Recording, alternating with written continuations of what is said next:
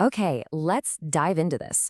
Welcome to The Explainer. Today, we're looking ahead to the 2027 Social Security COLA projection.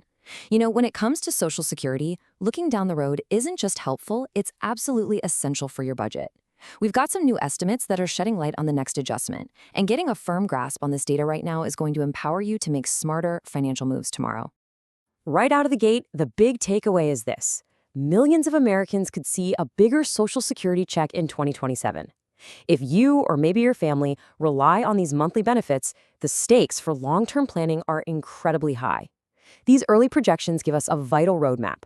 It's kind of like letting us peek around the corner to see exactly how the system is preparing to respond to the broader economic environment. Now, the cost of living adjustment, or COLA. We all know the basic mechanics, right? It's an adjustment to benefit amounts meant to help offset higher living expenses. It's that automatic safety valve built directly into the system to protect your purchasing power. Look, it's not a raise, it's not a bonus.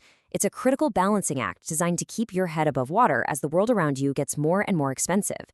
It's the exact mechanism meant to ensure your hard-earned dollars don't just evaporate over time because of creeping inflation. Keeping this in mind is crucial as we look at what's coming next. Now, what's really interesting about this slide is the specific numbers. Current estimates suggest the 2027 COLA could land anywhere between 3.8% on the low estimate and up to 4.7% on the high estimate. Honestly, that is a pretty significant bracket. It tells us we're likely looking at a noticeable bump, but that wide gap reminds us this is definitely a moving target. It's a window of probability based on exactly where things stand right now. So you might be wondering, why the wide range? Why not just give us a single locked-in number?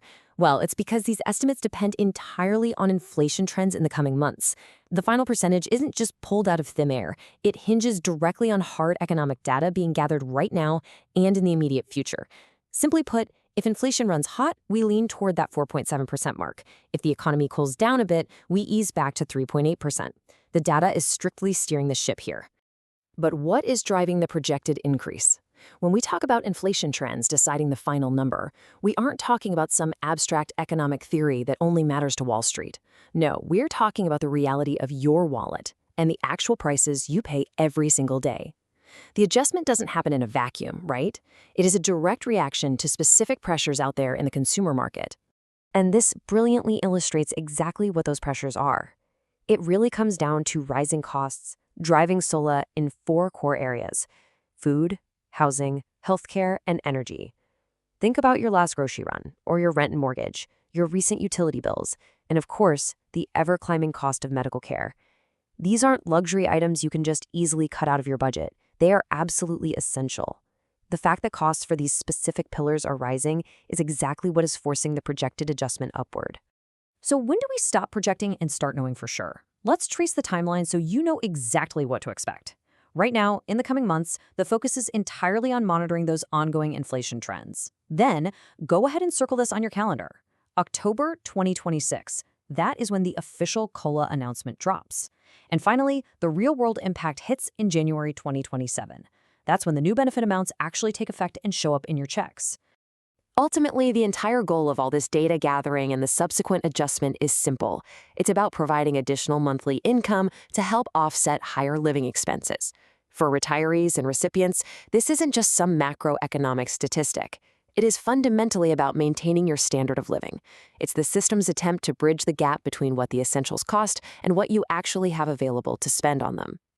So, as we wrap up this explainer, I want to leave you with a final, highly personal question to think about.